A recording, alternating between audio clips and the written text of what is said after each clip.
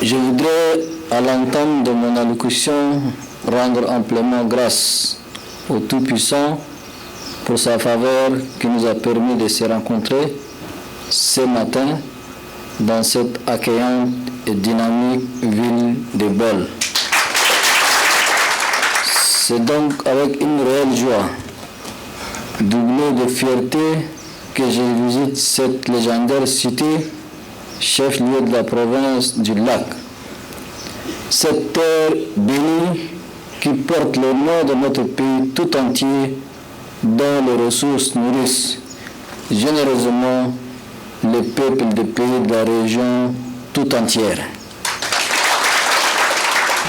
Il s'agit bien évidemment d'un travail après mon tout premier séjour dans la province, effectué en novembre 2022 à Bagassola. C'était une visite mémorable au cours de laquelle j'avais promis de revenir dans cette province autant que possible. C'est cette fête à la faveur du présent déplacement qui constitue la 19e étape de ma tournée nationale. Ici, je suis avant tout chez moi.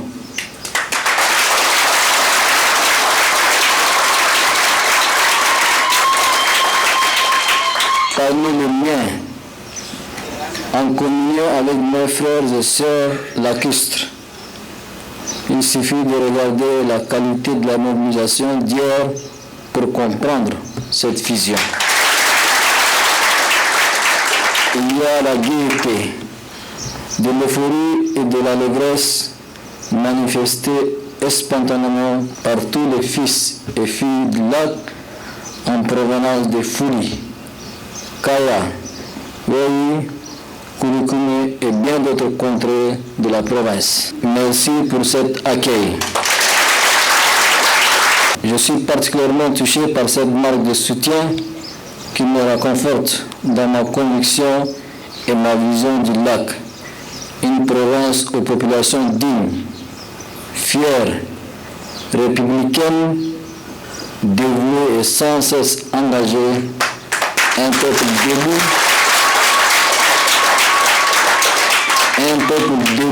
quand il s'agit de la défense de l'intérêt supérieur de la nation. Mes chers frères et sœurs du lac, ma visite à Bol, comme je l'ai indiqué tout à l'heure, s'inscrit dans le cadre de la tournée nationale que j'ai entreprise dans toutes les provinces du Tchad.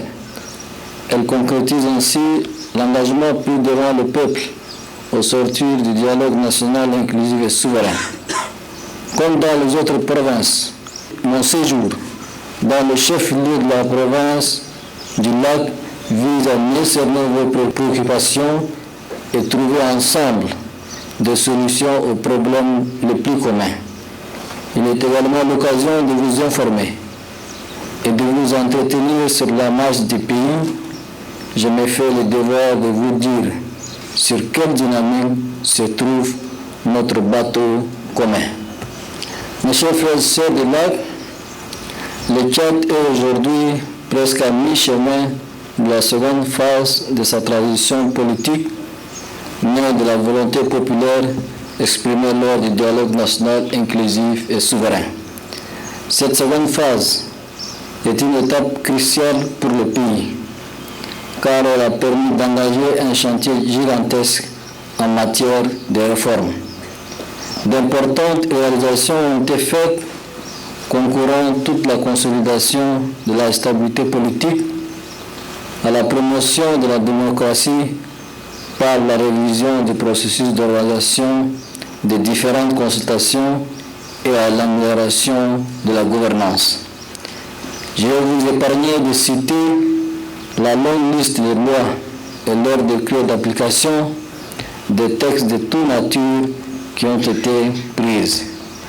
Le cahier de charges assigné au gouvernement d'union nationale, tel une boussole, nous a conduit à l'heure actuelle à la phase d'organisation matérielle de l'opération de révision du fichier électoral touchant l'ensemble du territoire. J'invite à ces propos les populations lacustres à adhérer activement au processus en cours.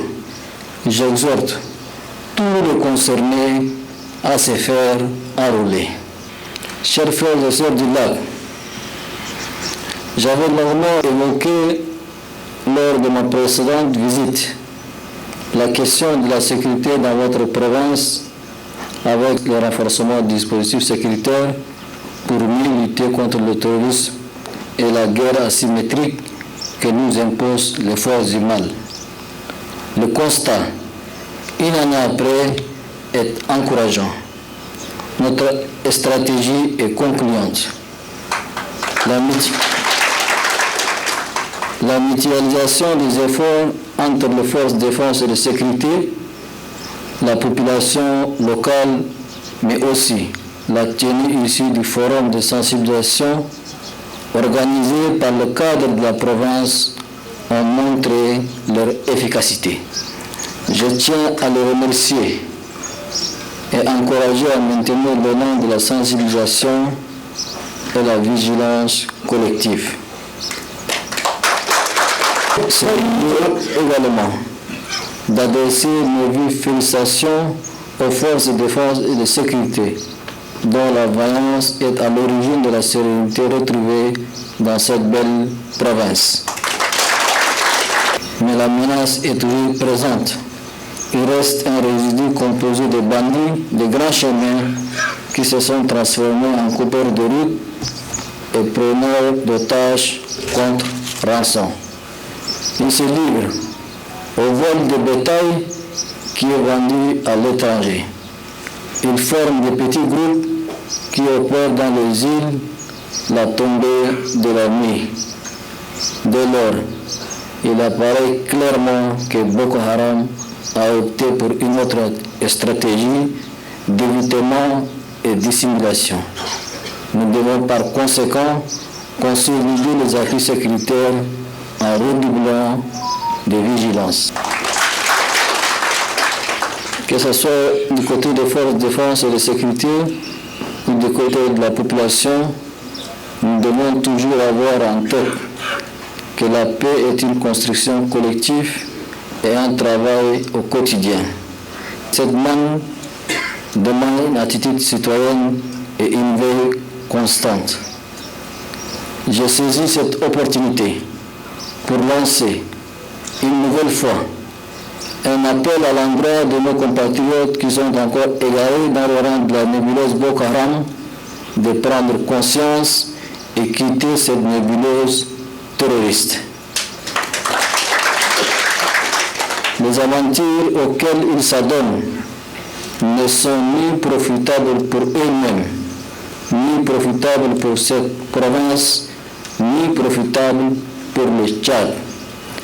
Il est temps pour eux d'abandonner ces aventures sans lendemain et de rejoindre la dynamique de la construction d'un Tchad, havre de paix, résolument tourné vers son développement socio-économique.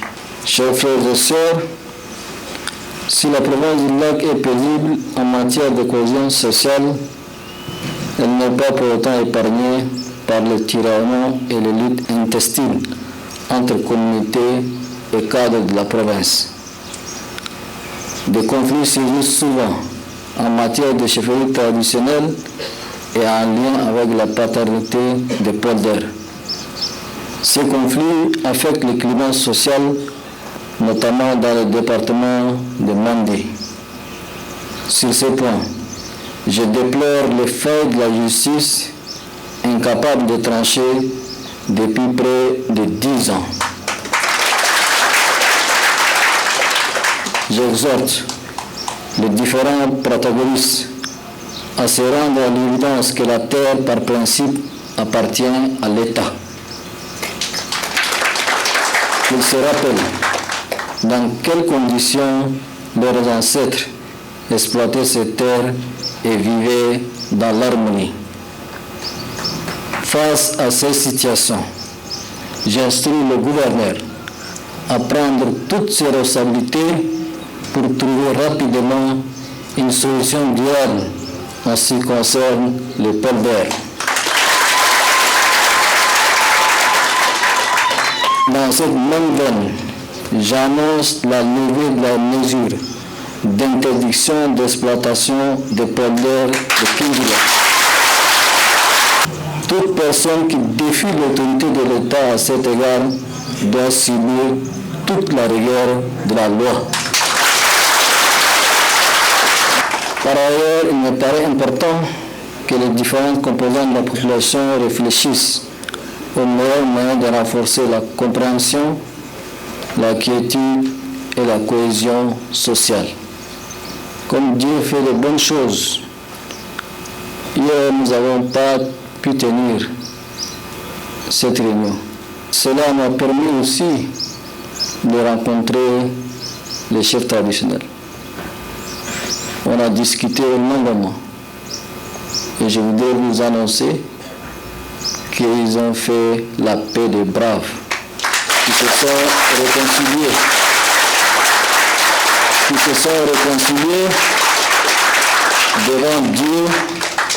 devant Dieu et au bénéfice de leur population.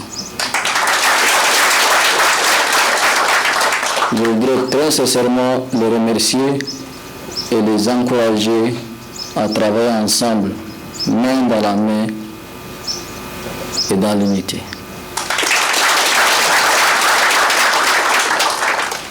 Pour ma part, je suis résolument engagé. Je n'imagine sur aucun moyen pour remplir ma mission, celle de mener le pays à la normalité constitutionnelle et de veiller à la tranquillité des Tchadiens. Comme en témoigne mon récent séjour à Kourouboudi, j'ai resté aux côtés des forces de défense et de sécurité face à toute menace. La paix, l'unité et l'intégrité du Tchad n'ont pas de prix. Notre main reste et restera tendue pour ceux qui veulent faire la paix et rentrer pour contribuer à la construction du nouveau Tchad. Nous restons également plus que jamais vigilants face à ceux qui veulent verser le sang des Tchadiens ou à s'aventurer à toute œuvre de destruction. Dans un contexte bouillant, même dans notre voisinage immédiat, nous devons rester soudés et vigilants pour préserver notre pays. Chers frères et sœurs, je sais combien la province endure le poids des réfugiés et des personnes déplacées. Soyez rassurés que l'État sera à vos côtés pour vous soutenir. Je suis particulièrement touché par cette situation qui nécessite un regard attentif de notre part. En outre, vos préoccupations contenues dans la liste de doléances qui vient d'être présentée par le gouverneur, j'engage ici même, devant vous, le gouvernement à travailler d'arrache-pied afin de commencer sans délai à exécuter les priorités.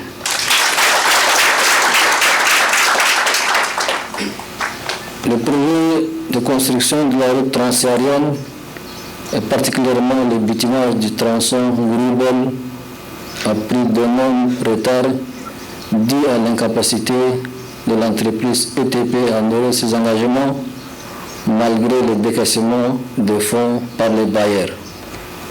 J'instruis le gouvernement à procéder à la résiliation pure et simple de contrats pour incapacité et de relancer le processus d'appel d'offres pour engager des entreprises compétentes et présentes au Tchad.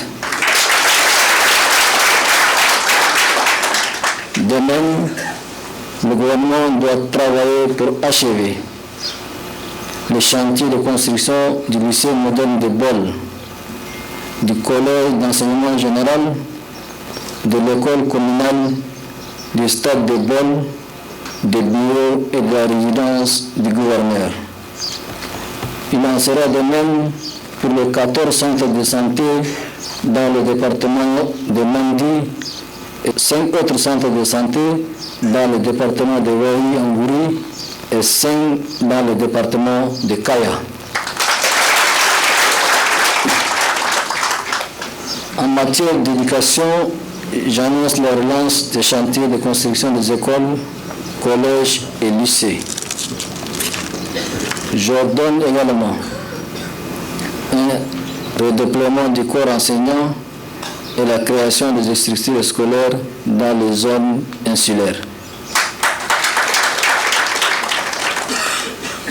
Par ailleurs, les 2 projets de génie mis en instance à cause des difficultés financières depuis 2014 seront relancés très prochainement.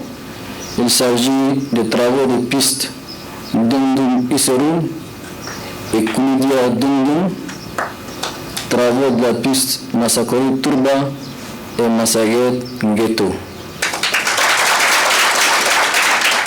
En perspective, le projet de bitumage de la route Liwa-Rugrig et la construction de l'hôpital provincial de Bol nous tient à cœur et j'instruis le ministre concerné de faire diligence. Chers frères et sœurs du lac, pour terminer, je mets en relève, plus que jamais, nous devons par nos actes et comportements œuvrer pour que le pays baigne dans la paix et puisse retrouver la normalité constitutionnelle sur des bases solides. Ensemble, nous devons faire en sorte que ce Tchad nouveau soit celui de nos rêves, que nos choix et actes et décisions soient justes et porteuses d'espoir, Dieu voulant. Que Dieu vous bénisse, que Dieu bénisse le Tchad. Je vous remercie.